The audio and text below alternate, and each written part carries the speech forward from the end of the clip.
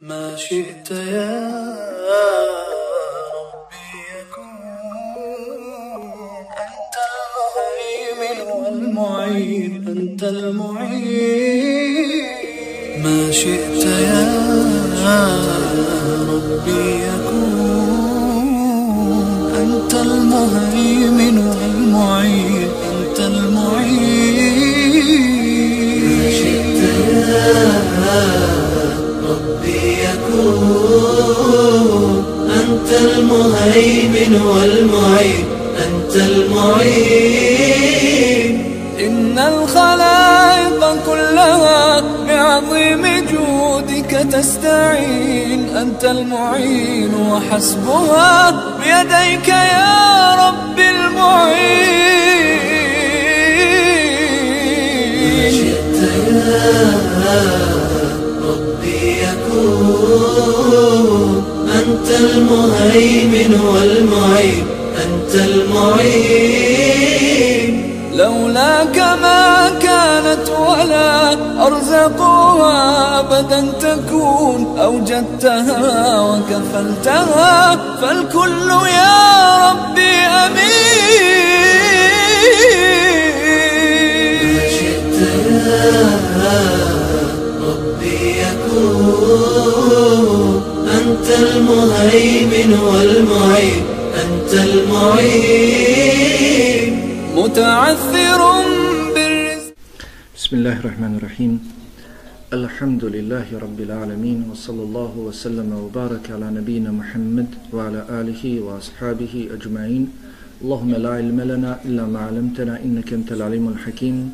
اللهم علمنا ما ينفعنا وانفعنا بما علمتنا وزدنا علما يا رب العالمين. Sva hvala pripada samo Allahu subhanahu wa ta'ala, salavat i salam neka su na njegova poslanika i miljenika Muhammeda Mustafa sallallahu alaihi wa alihi wa sallam, na časnu porodicu Allahovog poslanika, sve njegove ashabe i sve one koji ga slijede do sudnjega dana. Večeras uz Allahu subhanahu wa ta'ala dozvolu govorimo o namazu u džematu, njegovoj vrijednosti, njegovom propisu i određenim pitanjima koji su itekako bitni za svakog vjernika muslimana koji odlazi na namaz u mesdžid Allahu subhanahu wa ta'ala kuću. Manje više ti šerijatski tekstovi koji govore o vrijednostima namaza u džematu su nama poznati, ali zgodno je da se čovjek podsjeti, podsjećanje doista koristi vjernicima, kako kaže Allah subhanahu wa ta'ala. Brojni su hadisi koji govore dakle o vrijednosti namaza u džematu. Brojni su hadisi koji govore o vrijednosti namaza u džematu i trebali bismo se rukovoditi tim hadisima i gledati što je god moguće više da namaza obavimo u Allahovoj subhanahu wa ta'ala kući, u mesdžidu, u džamiji, obavezni fard namaza. Jedan od tih veličanstvenih hadisa koji opisuju ogromnu nagradu i spominju ogromnu nagradu za onoga koji obavlja namaz u džematu, u mesdžidu, jeste hadis Ebu Hureyre radijallahu ta'ala u kojem kaže Allahov poslanik alejhi salatu wasalam da je namaz obavljen u džematu vrijedniji od namaza pojedinca za 25 puta. Namaz obavljen u džematu vrijedniji je od namaza pojedinca u njegovoj kući ili stoji dakle u hadisu na pijaci, na njegovom radnom mjestu. Dakle, namaz koji obavi u mesdžidu je bolji od takvih namaza 25 puta. Zbog čega? Dalje Allahov poslanik alejhi salatu vesselam pojašnjava. Zbog toga što onaj koji odlazi iz kuće do džamije, u kući se abdesti i lijepo uzme abdest. Zatim odlazi do mesdžida. Ne odlazi ni zbog čeg drugog osim radi namaza. I tada za svaku stopu koju napravi, svaki korak koji napravi, piše mu se jedno dobro djelo, odnosno podiže mu se deradža, jedan stepen kod Allaha subhanahu wa ta'ala, a za drugi korak briše mu se loše djelo. Dakle, to sve iz tog razloga što čovjek izlazi iz svoje kuće, odlazi, pravi određeni broj koraka do džamije, ni zbog čeg drugog osim zbog namaza.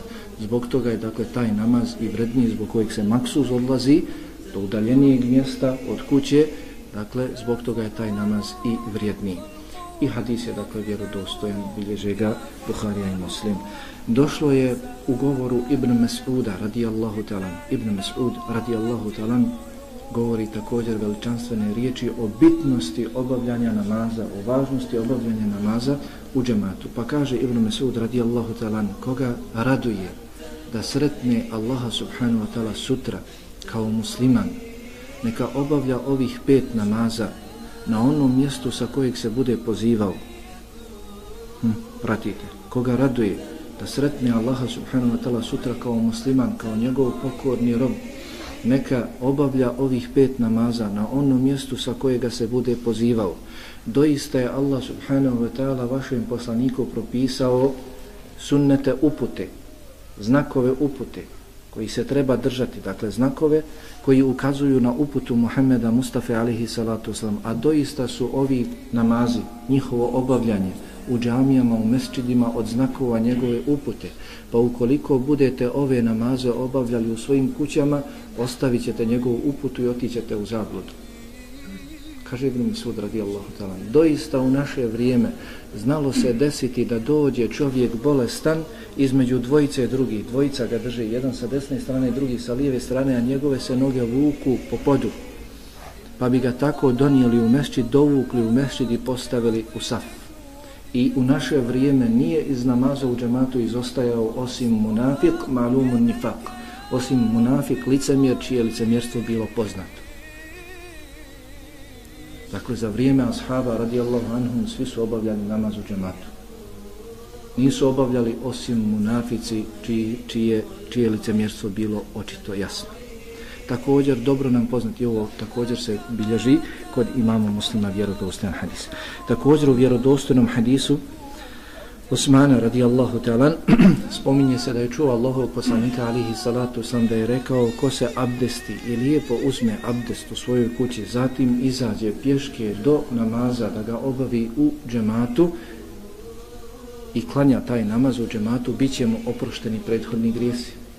Ko se abdesti kod kuće i lijepo uzme abdest, na lijep način se abdesti, zatim ode pješke do mesčida da bi obavio namaz i klanja taj namaz za imamom, bit ćemo oprošteni prethodni grijesi. Dakle, misli se na male grije. Dakle, i ovaj hadis je vjerodostojan.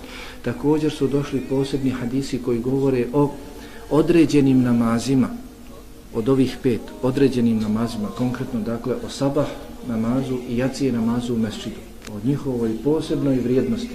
Ko obavi sabah namaz i jaciju namaz u džematu. Dakle, trebali bismo, naročito oni koji su u blizini džamije, koji čuju ezan, trebali bi takvi da obavljaju namaze u mesčidu, u džamiji. U najmanju ruku truditi se, ako ne mogu sve vaktove, onda sabah i jaciju. Jer su došli veličanstveni hadisi koji govore o vrijednosti sabaha i jacije namaza u džematu. Pa je došlo u hadisu također Osmana radijallahu ta'ala ibn Affana, jeli da je čuo Allahovog poslanika alihi salatu da je rekao, ko klanja jaciju namaz u džematu, bit će mu upisano kao da je klanjao pola noći. Kao da je pola noći proveo u namazu. A ko klanja još i sabah namaz u džematu, bit će mu upisano kao da je cijelu noć proveo u namazu. Ko to može od nas? Ne može niko. Niko od nas ne može. Teško, može jednu noć, drugu noć. Ili možda samo kada su odabrane noći, zadnjih 10 noći mjeseca Ramazana. Ali da svaku noć čovjek tako ustrajava, cijelu godinu, to teško ko može. Ali evo, pogledajmo ljepotu dakle naše vjere. I Allahu subhanahu wa ta'ala milost prema nama. Ne živimo život naroda prije nas. Na životni vijek nije kao njihov. Oni su živjeli mnogo duže. Od Nuha pa prema nama. Dakle, smanjivao se njihov životni vijek. Ali dakle, živjeli su mnogo duže. Čak je zabilježeno u vrijeme Allahovog poslanika alejhi sallam da su neki ashabi živjeli mnogo, preko 100 godina, pa i više. Živjeli mnogo. Naš životni vijek nije takav, kao što je rekao Allahov poslanik alejhi sallam, životni vijek moga umeta između 60 i 70 godina. Malo ko doživi više od toga. Ali Allah subhanahu wa ta'ala ovo propisao nam je ibadete za koje posebno nagrađuje. Također je došlo u hadisu Sehla ibn Sa'da Sa'idija radijallahu ta'ala da je rekao Allahov poslanik alejhi salatu sallam, obraduju one koji odlaze po noćnim tminama do mesčida da obave namaz, obraduju ih sa potpunim svjetlom na sudnjem danu. obraduj one koji odlaze po noćnim tminama do mesdžida kako bi obavili u njima namaz, obraduj ih sa potpunim svjetlom na sudnjem danu. Po tminama se odlazi na sabah namaz i na jaciju namaz. Sabah namaz je na jaciju namaz, dakle mrak je. Obraduj ih sa potpunim svjetlom na sudnjem danu. Sutra nam je na sudnjem danu i tekako potrebno svjetlo. Govorili smo ovdje koliko, 3-4 predavanja smo govorili o siratu, prelasku preko sirata. Sirat je postavljen kroz tmine. Iako je tako oštar, oštriji od vlasi kose, oštriji od sablje, tanji od vlasi kose, postavljene opet i pored takvog strašnog izgleda, postavljene kroz tmine. Tako je tanak, preko kojeg moraš ići i opet je postavljen kroz tmine. I ne možeš sigurno prelaziti preko njega osim dakle sa svjetlom. Zato dakle bitno je da činimo djela za koja nam Allahov poslanik alejhi salatu vesselam ili prije njega Allah dželle ve ala obećava da ćemo imati svjetlo na sudnjem danu budemo li činili ta djela. Evo dakle jedno od tih djela je i ovo. Ebu Darda radijallahu ta'ala kaže, čuo je Allahov poslanika alejhi salatu vesselam da je rekao: nikada se neće trojica sastaviti u nekom mjestu, u naseljenom mjestu ili izvan naseljenog mjesta, negdje, dakle na poljani, na njivi, na pustinji, i da neće uspostaviti džemat, klanjati namaz u džematu, a da se šejtan neće poigrati s njima.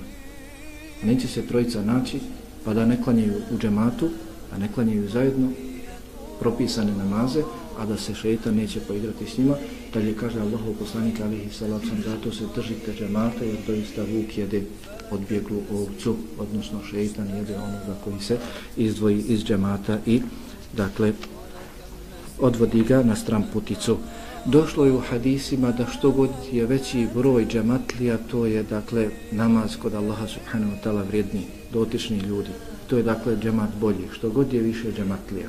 Pa kaže Allahov poslanik, dakle bolje je takve namaze obavljati u džematu nego odvojeno, makar bilo klanjača koji klanjaju odvojeno i više, ako je možete pratiti. Pa je došlo u hadisu da je rekao Allahov poslanik alejhi salatu vesselam da klanjaju dvojica, samo dvojica u džematu bolje od četverice da klanjaju zasebno. Da klanjaju četverica u džematu bolje od osmerice da klanjaju zasebno. Da osmerica klanjaju u džematu bolje od stotine onih koji klanjaju zasebno. Također došao je poseban hadis. Čuli ste dakle ko obavi namaz u džematu da je njegov namaz vrijedniji od namaza kojeg bi obavio u svojoj kući za 25 puta. Jerhamukallah. Namaz koji obavimo u džematu vrijedniji od našeg namaza kojeg bismo obavili, obaveznog namaza kojeg bismo obavili u svojoj kući za 25 puta. Ali dalje stoji u drugom hadisu, ukoliko namaz, obavezni namaz, klanjaš negdje na poljani, izdvojen, tamo gdje nema nikoga, gdje su ljudi, ne znam, posvetili se radu, malo ko se posvetio Allahu subhanahu wa ta'ala, ne vodi računa o namazu, ukoliko klanjaš pa lijepo obaviš svoj namaz, upotpuniš ruku, upotpuniš sežde, takav tvoj namaz dostiže vrijednost 50 namaza.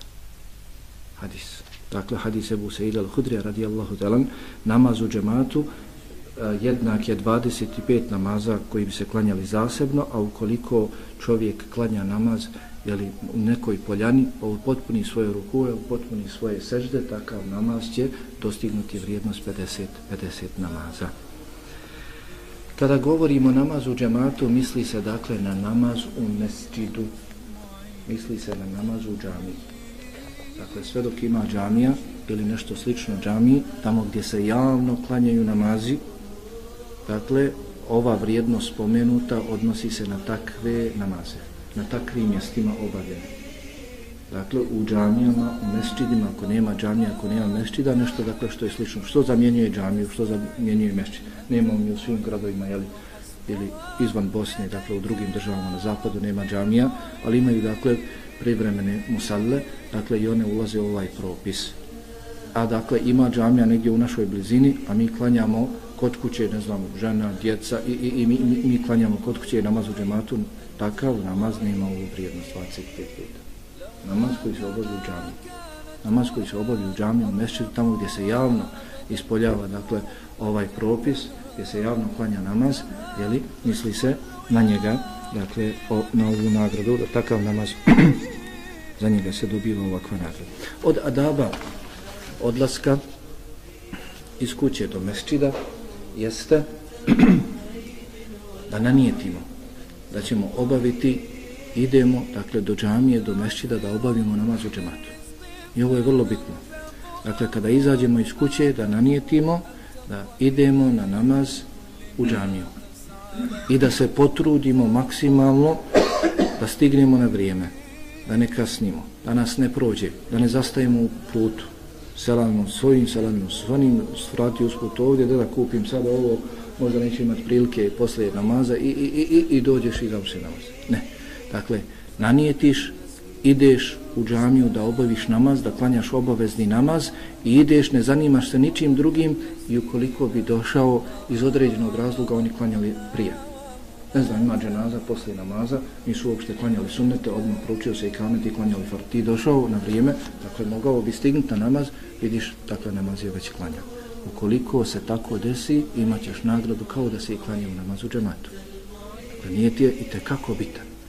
Nijet je, kako kažu učenjaci, trgovina učenih. Također, dakle, pored ovoga, ako bi nas prošao namaz, a mi smo krenuli na vrijeme i trudili smo se da stignemo, nastojali smo da stignemo i prošao nas namaz, bit će nam, ako Bog da, upisan nagradu 25 puta, kao da smo namaz klanjali. Zatim rekao, nijet je trgovina učenih. Moramo sve razmotriti, pogledati šta možemo nanijetiti sa tim svojim odlaskom do džamije. Sa tim svojim odlaskom do džamije. Da li imaju hadisi koji govore o određenim postupcima do džamije kada idemo da obavimo propisani namaz u džamiji?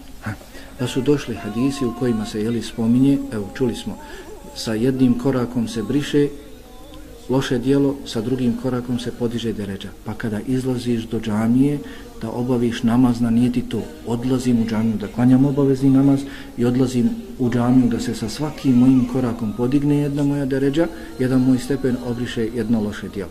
Pa također došlo je u hadisu da idemo smireno do džamije, da ne žurimo.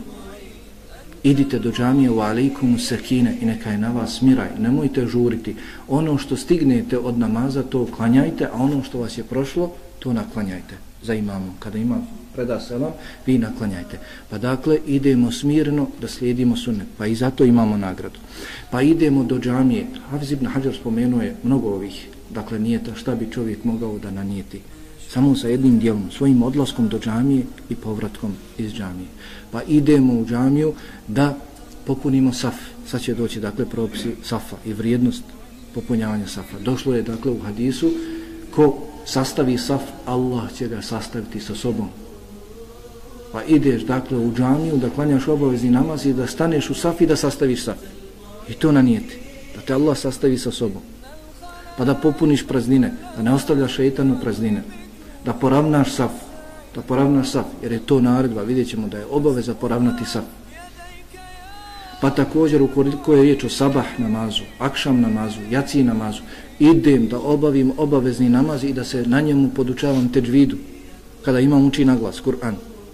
Idem da se podučavam teđvidu, idem da klanjam sabah, akšam, jaciju i da šutim za imamom kada uči Fatihu, jer je došlo u kuranskom ajetu فَإِذَا قُرِيَ الْقُرْآنُ فَاسْتَمِعُوا لَهُ وَأَنْصِتُوا لَعَلَّكُمْ تُرْحَمُونَ. Kada se Kur'an uči, vi šutite i slušajte učenje da bi vam se ukazala milost. Pa idem na namaz da mi se ukaže milost. Kako kažu Ibn Abbas, Ibn Mas'ud, ovaj ajet je objavljen povodom učenja Kur'ana na namazu. Povodom učenja Kur'ana na namazu. I mnogo šta drugo čovjek ovako može da nanijeti. Samo ide na namaz i vraća se. A mnogo šta može da nanijeti. 15 stvari može da nanijeti sa jednim dijelom da sve to postigne. Zato dakle nijet je itekako bitan. Zato su naši prethodnici govorili, podučavajte se nijetu, jer je nijet vredniji od samog dijela. Nijet je vredniji od samog dijela. I ponekad malo dijelo sa ispravnim nijetom, iskrenim nijetom može da dosegne ogromnu veličinu. I ponekada ogromno dijelo sa neispravnim nijetom može biti uništeno, može biti upropašteno. Također da izgovoriš amin kada imam kaže dalin amin. Došlo u hadisu kod imama Ahmeda, inače nam više ne zavide židovi osim na amin. I ko izgovori amin, jer i meleki kada imam izgovori amin i meleki izgovaraju amin, pa čije se aminanje zajedno podudari sa amin meleka, bit ćemo oprošteni grijesi. I mnogo što drugo, kada bismo uzeli hadise i spominjali ih, pretraživali koji govore o odlasku na namaz i povratku, vidjeli bismo da bismo mogli mnogo što da nanijeti. Propis namaza u džematu. Propis namaza u džematu. Islamski učenjaci imaju podijeljeno mišljenje o samom propisu obavljanja namaza u džematu. Dakle, 4 mišljenja imaju. Hanefijski i malikijski pravnici su stava da je sunnet muakkede, pritvrđeni sunnet. Da je pritvrđeni sunnet obavljati namaze u džematu, u džamiji. Pritvrđeni sunnet po hanefijskoj i malikijskoj pravnoj školi. Šafijska pravna škola kaže da je fard kifaje, dakle neko od muslimana mora da klanja u džamiji. Neko od muslimana sa imamom mora da klanja u džamiji da bi spao grijeh sa svih ostalih muslimana. To je šafijska pravna škola. Hanbelijska pravna škola, Hanbelije, bili su stava dakle da je fard ain, da je obaveza svakom punoljetnom muškarcu da klanja muslimanu, da klanja u džamiji. Dakle, od onih do kojih dolazi. Dakle, propis je, da ne bi kasnije spominjao, svi oni do kojih doseže ezan trebali bi da klanjaju u džamiji. Dakle, da se muezzin ili imam popne na minaret i da sa minareta uči ezan, ne sa razglasom, nego dakle da on uči ezan i dokle dopire njegov glas, svi oni do kojih dopire njegov glas su dužni da obavljaju namaz u džamiji. I ovo je dakle samo mjerilo da se izračuna ko je sve dužan da obavlja namaz u džamiji, a ne hođa danas nije učio, nisam dužan da idem u džamiju ili slično. Nije se danas čuo ezan, nisam dužan. Ne, ti ukoliko se ispostavi da bi njegov glas, mueddinov glas, dakle ne na razglas, nego prirodan glas, došao do tvoje kuće, dopro do tebe, to je dakle mjerilo da li si ti obavezan ili ne. Ukoliko dopire do tvoje kuće, ti će obavezan da namaze klanjaš u džamiji. I to je ispravnije mišljenje hanbelijsko. I dakle 4. mišljenje najstražije zahirijske pravne škole, kako kažu bukvalistička, Daud al-Zahiri ibn Hazm, i toga su stava bili šejhul Islam ibn Tejmije i njegov učenik Ibn Qayyim, da je obavljanje namaza u mesdžidu, u džamiji, uvjet ispravnosti namaza. To jest, kažu, ukoliko ne obaviš namaz u džamiji, nema ti namaza kod kuće. Šejhul Islam ibn Tejmije, Ibn Qayyim i zahirijska pravna škola. Ukoliko ne obaviš namaz u džamiji, a od džamijskih si komšija, dakle do tebe dopire ezan, nije ti namaz ispravan ukoliko bi ga ili kod svoje kuće obavio. Allah najbolje zna da to ovo 3. mišljenje najispravnije. Dakle, da je obaveza svakom muškarcu punoljetnom do kojeg dopire ezan da obavlja namaz u džamiji. Ako ne bi obavio namaz u džamiji, inšallah njegov namaz kod kuće je ispravan, ali je on griješan. Njegov namaz kod kuće je ispravan, ali je griješan. I u prilog ovom mišljenju govore brojni hadisi. Poznat vam je hadis u kojem kaže Allahov poslanik alejhi salatu vesselam: bio sam naumio da kažem da se prouči ezan i ikamet i da odredim ljudima imama koji će im klanjati namaz, koji će ih predvoditi u namazu, a da ja sa sobom uzmem druge ljude, muškarce, koji će nositi sa sobom naramke drva i da popalim u kuće svih onih koji ne prisustvuju namazu u džematu. Pa da je sunnet obaviti namaz u džematu, zar bi zbog izostavljanja sunneta Allahov poslanika alejhi salatu palio kuće, da je fard kifaje, da je to dužnost samo određenih, dužnost zajednice muslimana. Dobro, ako je moja dužnost, nije tvoja, šta da tvoju pali kuću i klanjaju kod kuće, ne. Dakle, iz ovoga se jasno zaključuje da je fard ain za svakoga. Zašto nije to uradio? Stoji u komentaru, pojašnjavaju zato što u kućama imaju žene. U tim kućama stanuju njihove porodice, a žene nisu dužne da obavljaju namaze u džematu. Moguće da imaju i oni muškarci koji imaju opravdan razlog,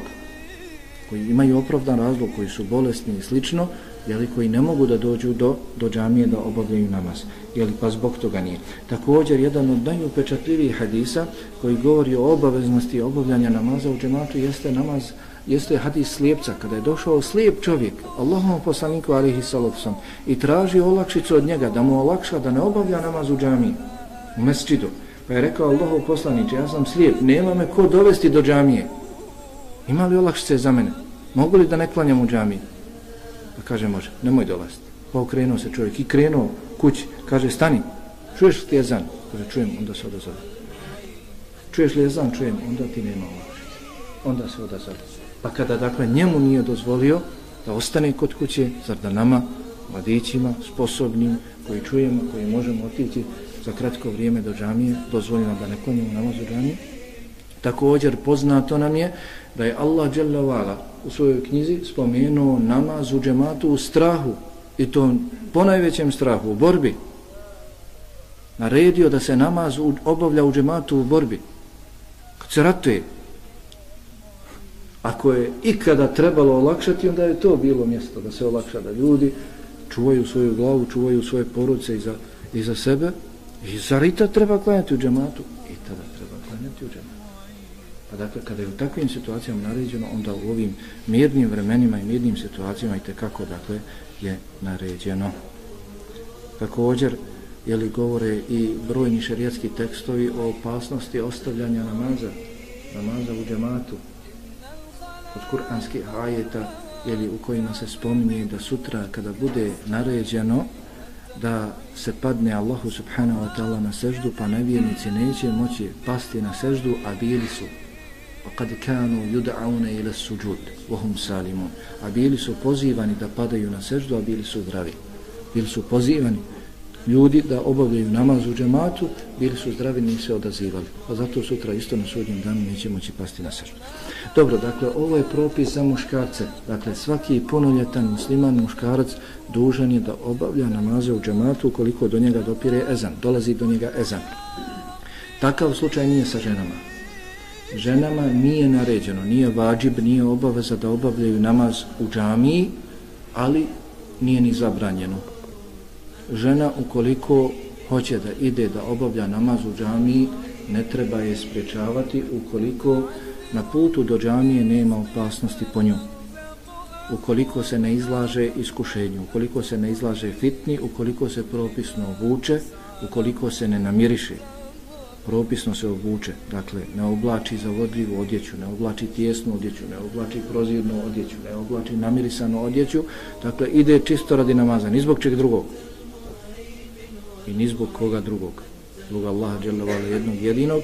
Dakle, njen muž ili njen babo, ko je staratelj, već ne bi trebao joj zabranjivati. Šejh Muhammed ibn Salih al-Usejmin rahimahullahu ta'ala kaže, ukoliko je ovakva situacija, ako se može ovako desiti, dakle da žena odlazi na namaz u džamiju, da je sigurna od iskušenja, od fitni, i drugi ljudi su sigurni od njene fitne, haram je njenom čovjeku i njenom ocu, staratelju, koji je već staratelj, da joj zabranjuje namaze u džamiji. Ali ukoliko, dakle, namiriše se, propisno se obuče, dakle, usku, tijesnu, providnu, izazovnu odjeću, tako je obaveza staratelju da joj zabrani obavljanje namaza u džamiji. Poznati su hadisi u kojima se spominje da žena koja se namiriše radi namaza u džamiji, koja se namiriše, izlazi iz svoje kuće da bi obavila namaz u džamiji, da je poput bludnice. I dakle neće prestati biti takva sve dok se ne ode na okupa, kao što se kupa od gusula, kao što se kupa, dakle, od dženabeta. Zato, dakle, treba dobro voditi računa o tome. Dobro, ukoliko žene hoće da idu u džamiju, dakle, pod ovakvim uslovima nema smetnje, neka idu i ne bi trebalo im zabranjivati, ali neka znaju da su njihovi namazi u njihovim kućama vredniji za njih. Kako je došlo u hadisu Abdullah ibn Umara radijallahu anhuma, da je rekao Allahov poslanik alejhi salatu vesselam, nemojte zabranjivati Allahovim robinjama Allahove mesdžide. Nemojte zabranjivati Allahovim robinjama, ženama, Allahove džamije, Allahove mesdžide, ali neka znaju da su im njihovi namazi u njihovim kućama bolji. Pa dakle, ukoliko je 25 puta za nas muškarce vredniji namaz u džamiji, za nju je 25 vredniji u kući. Ali ako hoće da ide u džamiju, nema smetnje. Dakle, ako je ispoštovano prethodno spomenuto. Ali da obavi namaz u svojoj kući je 25 vrednijih puta, taj namaz za nju. Dobro, ostaje u kući, hoće da klanja u kući, da bi imala vredniji namaz. Ima ih više, ženskih osoba ima više, majka, kćeri, ko već, nena i tako. Hoće da klanjaju, hoće li klanjati onda kod kuće u džematu? Hoće. Nema takve smetnje. Preporučeno je, mustahab, preporučeno da ukoliko ima više žena u kući, ženskih osoba, neka klanjaju u džematu. prenosi se da je Ajša radijallahu ta'ala anha, da je Ummu Selema radijallahu ta'ala anha, majke vjernika, da su znale proučiti ezan i kamet i predvoditi žene u džematu, da bi im klanjale namaz u džematu. Ajša radijallahu ta'ala anha i Ummu Selema. Jeli, hadis je, predanja su skoro pa vjerodostojna. Jeli, u svakom slučaju dobra i može se s njima dokazivati. Dakle, ukoliko ih ima više kod kuće, žena, djece, ženske i slično, dakle mogu da klanjaju bez imalo jeli, smetnje. I to je bio stav većine islamskih učenjaka. Ukoliko žena predvodi ostale žene u namazu, u džematu, dakle klanjaju, njen položaj kao imama nije kao položaj muškarca imama. Ona će dakle stati u sredinu prvog safa. Ako ih ima eventualno više safova, ona će dakle stati u sredinu. Neće izlaziti ispred prvog safa kao što je to slučaj kod muškaraca. Već će dakle stati u sredinu prvog safa. Neće dakle ići nimalo ispred, već dakle poravnaće se zajedno sa ostalima s desne i sa lijeve strane. Hoće li učiti glasno? Ako nema muškaraca u blizini, nema smetnje da uči glasno. Da poviši svoj glas, da podigne svoj glas prilikom učenja Kur'ana na namazu. Nema smetnje ukoliko nema muškaraca, stranaca, koji joj nisu ništa, koji joj nisu mahrem, dakle toj ženi ili tim ženama nema smetnje da taj ženski imam da podigne glas. Ako ima, onda ne bi trebalo da diže glas, toliko da je, dakle, čuju oni koji su tu u njenoj blizini od žena, dakle, u prvom safu. Kako kaže Ibn Qudame, rahimahullahu ta'ala. Dobro, sada govorimo nešto o propisima safova. Dakle, mi koji odlazimo na namaz u džamiju, u mesdžid, potrebno je da poznajemo ove propise, jer namaz se klanja dakle u džamiji, u mesdžidu, jeli, u safovima poredani muslimani klanjaju za imamom, slijede imama, kako dakle redati safove, kako ih poravnavati i slično. Prije svega, dakle neke situacije, ukoliko bude samo jedan džematlija sa imamom, ili ukoliko bude dvojica džematlija sa imamom, ili ukoliko bude više džematlija, kako će taj jedan ili ta dvojica, gdje će oni stati, gdje će dakle više njih stati ako ih dakle ima više od dvojice. Pa dakle ukoliko je samo imam i džematlija, njih dvojica, i dakle to je najmanji džemat, dakle od dvojice je džemat, imam i još jedan, to je džemat i klanja se dakle u džematu. Ne bi trebali klanjati zasebno, čuli ste, da dvojica klanjaju, kako je došlo u hadisu, bolje nego da četverica klanjaju zasebno, svaki zasebno, da dvojica klanjaju džemat. Pa dakle, ukoliko je imam i klanjač, džematlija, samo jedan, tada će stati jedan pored drugoga. Jedan pored drugoga. Nekako je kod većine nas i u našim džamijama, nažalost, praksa. Da imam je ispred, ili barem za pola stopala ispred, ili za cijelo stopalo ispred, a taj jedini klanjač je iza njega za pola stopala ili za cijelo stopalo. Ili za cijeli saf, zna se negdje desiti, jer imam mihrabu, stoji dole iza njega. Ne. Dakle, ukoliko je samo jedan klanjač sa imamom, on stoji uporedo s njim. Članak uz članak, rame uz rame. Dakle, ne da nožni prsti džematlije budu uz petu imama ili na pola stopala imama. Ne.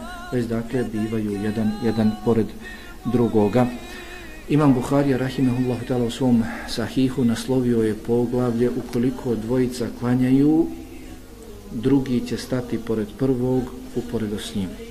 Pa je spomenuo poznati hadis Ibn Abbasa radijallahu anhuma kada je noćio kod svoje tetke Mejmune, supruge Allahovog poslanika alihi salatu wasalam, pa je navečer u toku noći ustao Allahov poslanika alihi salatu wasalam, bio je govor.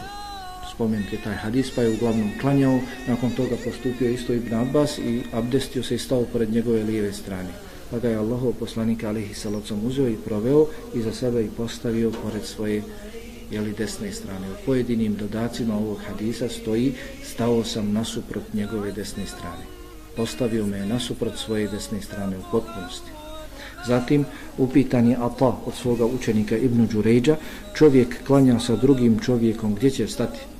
kada dvojica klanjaju, kada je jedan imam, a drugi je džematlija, gdje će stati, pa je rekao staće sa njegove desne strane. Kaže, hoće li stati u uporedu s njim, tako da ne bude niti ispred njega, niti iza njega, kaže da, na takav način će postupiti. Tako da je, dakle, kod većine nas i u većini naših džamija, dakle, ovo je jedna od grešaka, da, dakle, klanjač bude iza imama, makar za pola stopala. Ukoliko ih budu dvojica džematlija, imam i dvojica džematlija, gdje će oni stati, postoje, dakle, dvije verzije, postoje dva načina. Svejedno da li klanjali obavezni namaz ili eventualno nekada klanjali na filu, imam i dvojica džematlija. Dakle, imam će stati ispred, a njih dvojica iza njega u potpunosti, dakle u novom safu. Imam će stati ispred, a njih dvojica će biti iza njega. To je, dakle, jedna situacija. Zbog hadisa Enesa ibn Malika u kojem se spominje da im je Allahov poslanik alejhi salatu selam došao njihovoj kući, Enesovoj kući, pa je Allahov poslanik alejhi salatu selam stao ispred, Enes i dječak iza Allahovog poslanika alejhi salatu selam, a Enesova majka Umu Sulejm iza njih dvojice. Allahov poslanik alejhi salatu selam, pa Enes i jetin kojeg su oni imali sa sobom, stali su iza Allahovog poslanika alejhi salatu selam naredni saf, a Enesova majka Umu Sulejm iza njih. Također hadis kod imama Muslima, hadis Džabira ibn Abdillaha, kaže, došao sam Allahovom poslaniku alejhi salatu selam i zatekao sam ga u namazu. Dobrovoljni namaz, ovo je na fila, i prethodni je bio na fila. Zatekao sam ga u namazu, pa sam stao s njegove lijeve strane, kao i Ibn Abbas. Pa me uzeo i, kaže, proveo sa desne strane. Nakon toga došao je drugi Džabir ibn Sahr, i stao je sa njegove lijeve strane. Pa kaže, Allahov poslanik alejhi salatu selam uzeo nas je za ruke i odgurnuo iza nas. Iza sebe. Uzeo nas je za ruke i odgurnuo iza sebe, dakle u naredni saf, njih dvojicu. Jednog Džabira i drugog Džabira uzeo je za ruke i odgurnuo iza sebe. Dakle, ova dva hadisa govore da ukoliko je dvojica klanjača sa imamom, da njih dvojica bi trebali stati iza imama. Spominje se druga verzija u hadisu Ibn Mas'uda radijallahu ta'ala, da je on klanjao, on je bio imam, a Alqama i Aswad su stajali jedan s njegove desne, jedan s njegove lijeve strane, uporedo s njim. Kada je završio namaz, rekao je, vidio sam Allahovog poslanika alejhi salatu selam da je ovako klanjao sa dvojicom. Pa, dakle, ovaj hadis također je dokaz da se može i na ovakav način klanjati ukoliko, dakle, dvojica su džematlija sa imamom, i jedna i druga. Postoji govor kod islamskih učenjaka da li je nešto od ovoga dokinuto, ova druga verzija da li je dokinuta, ili ova druga verzija govori o obaveznom namazu, a prethodna dva hadisa govori o dobrovoljnom namazu. Svejedno, vjerodostojni su svi i svi su ispravni, nijedan od njih nije dokinut i može se, dakle, postupiti po jednom i po drugom. Dakle, može se klanjati da imam bude ispred, da njih dvojica iza, ili da budu jedan s desne, jedan sa lijeve strane. Dakle, ukoliko bude žena, vidjeli smo, za ženu je, dakle, iza imama. Ukoliko bude imam jedna žena, onda klanjaju za sebe. Ukoliko mu nije žena, ukoliko je, dakle, žena strankinja, nije njegova žena, nije joj mahrem, onda ne bi trebalo da klanjaju u džematu. Ukoliko je jedan imam i džematlika žena, ona mu nije ništa, nije joj on mahrem, nisu u srodstvu, ni po mlijeku, ni po krvi, dakle, ona klanja zasebno, on klanja zasebno. Ukoliko bi došao, dakle, ova verzija, imam i jedan džematlija i stane s lijeve strane, imam ga ne sprovede sa svoje desne strane i na takav način privedu namaz kraju. Je li namaz ispravan? Kažu, namaz je ispravan, ali su, dakle, suprotstavili se sunnetu, pogriješili su, prema sunnetu, ali namaz je ispravan. Nema dokaza koji govori o neispravnosti namaza, dakle, da je namaz pokvaren. I, dakle, ukoliko imam klanja i dvojica iza njega, ako bi jedan od te dvojice izgubio abdest, prekinuo namaz, dakle, onaj drugi koji je ostao u namazu, on bi trebao da se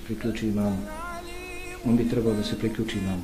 Ukoliko klanjaju, dakle, dođu na ovakav način, jedan i drugi stanu sa imamove strane, jedan s desne, jedan s lijeve strane, drugi s lijeve strane, pa ih imam odgurne. Dakle, ispravno je da imam njih odgurne, da oni idu nazad, a ne, dakle, da oni ispred.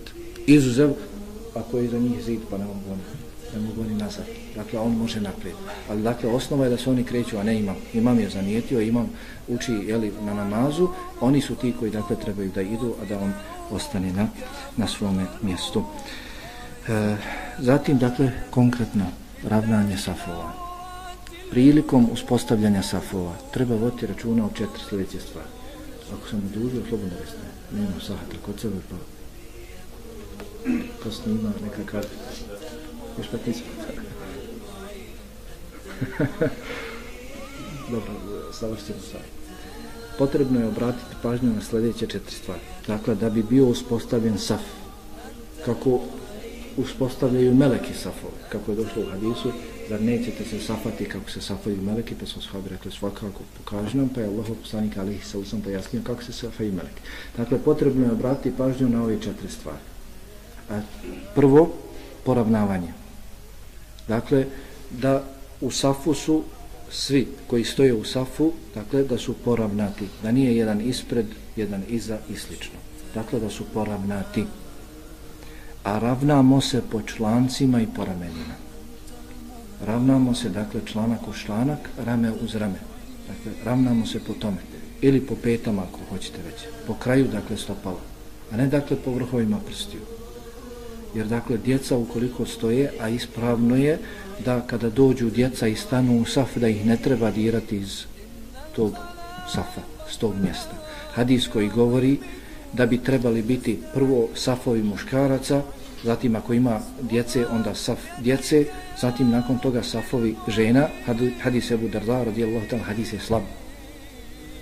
Dakle, postoji, čuli ste vjerovatno, da se prvo redaju safovi muškaraca odrasli, zatim saf djece, safovi djece, zatim safovi žena. Koliko se klanja u jednoj prostoriji, taj hadis je slab. Tako da je ispravno da kada dijete dođe i stane u saf, prvi saf, svejedno drugi ili gdje već stane, da ga ne treba dirati. To je njegovo mjesto. I mnogi islamski učenjaci govore o opasnostima i greškama ukoliko bi se dijete izvelo iz tog safa, posebno se formirao saf za njih, onaj koga je izveo, možda će dakle dijete osjetiti odvratnost prema njemu. Dijete je upoznalo šerijatske tekstove koji govore o vrijednosti prvog safa i sad ga ti izvodiš iz prvog safa, dijete će te zamrziti, može dijete zamrziti džamiju, neću više nići u džamiju, kad mi ne daju da stanem ja gdje ja hoću, hoću ja tu vrijednost, onda ako ih budemo postavili same u zadnji saf, djeca kod djeca, gurkaju se, fudbalsku utakmicu započnu i slično. Zato, dakle, tamo gdje dijete dođe, gdje stane, to ga treba i ostaviti. I trebalo bi voditi računa. Islamski učenjaci kažu da ne bi trebalo dovoditi djecu u džamiju mlađu od 6-7 godina. Ali ako su djeca mirna, ako djeca slušaju, makar bili i mlađi od te dobi, dakle nema smetnje, da se navikavaju. Ali od 6-7 godina pa nadalje, onda bi dakle trebalo dovoditi djecu. Dakle, ravnamo se po člancima i po ramenima. Ako i ta djeca budu s nama u safu, ako bismo se ravnali po vrhovima prstiju, onda bi dijete izašlo ispred. Dijete bi izašlo ispred, jer njegovo stopalo očekivati je da je manje od našeg stopala, tako? Pa bi ono, dakle, izašlo zasigurno ispred nas. Zato, dakle, ravnamo se po petama, po člancima.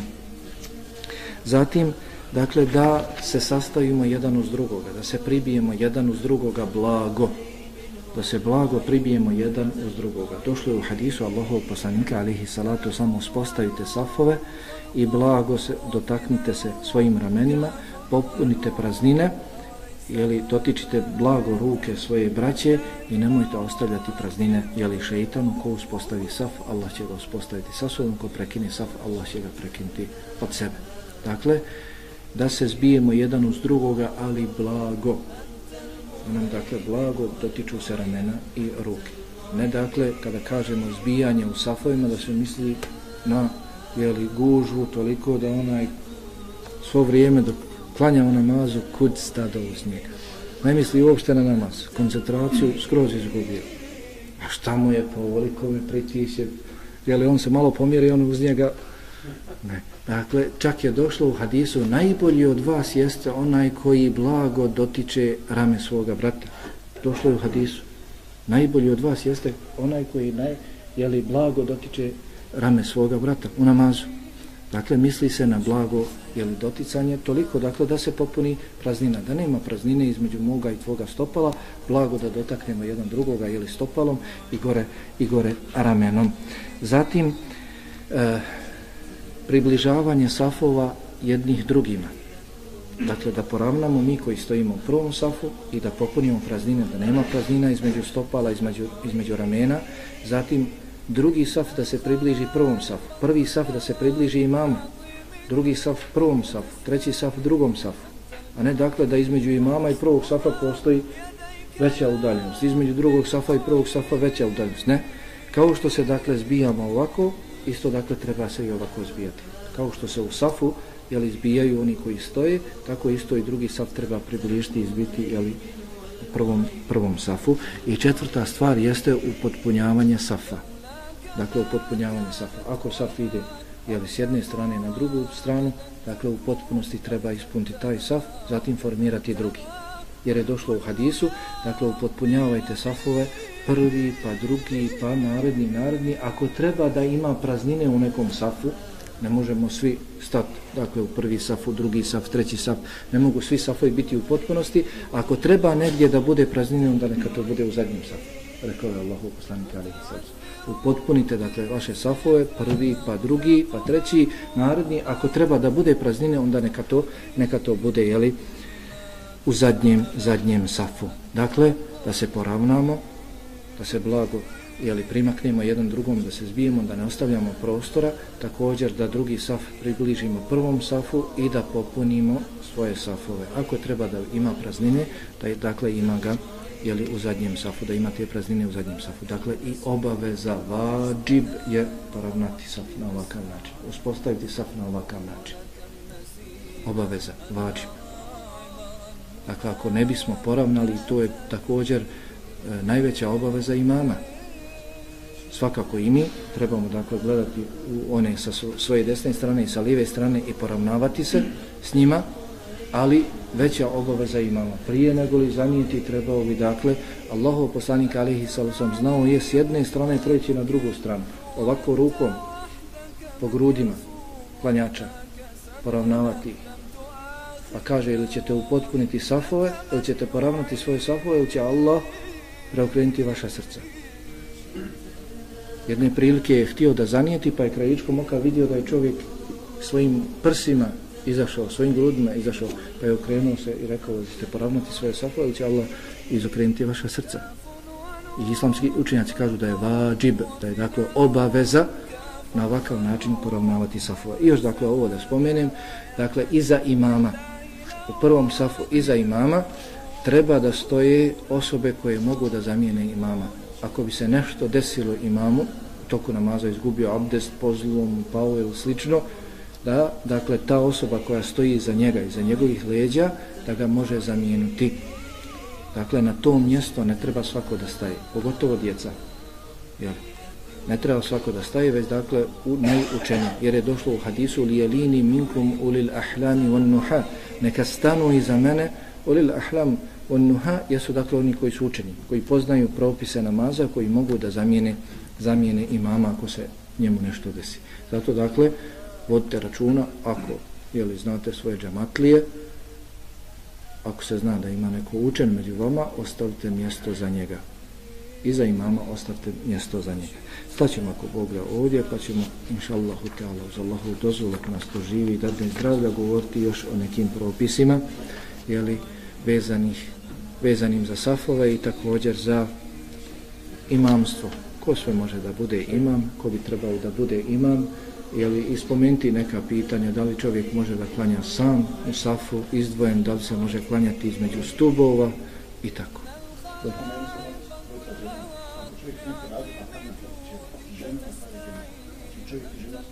Čovjek i žena, ja sam rekao ukoliko klanja imam i žena koja mu nije ništa, onda klanjaju svako zasebno, ali ukoliko klanjaju muž i supruga, onda klanjaju džemat. Ali ako je džamija blizu, onda ne trebaju klanjati.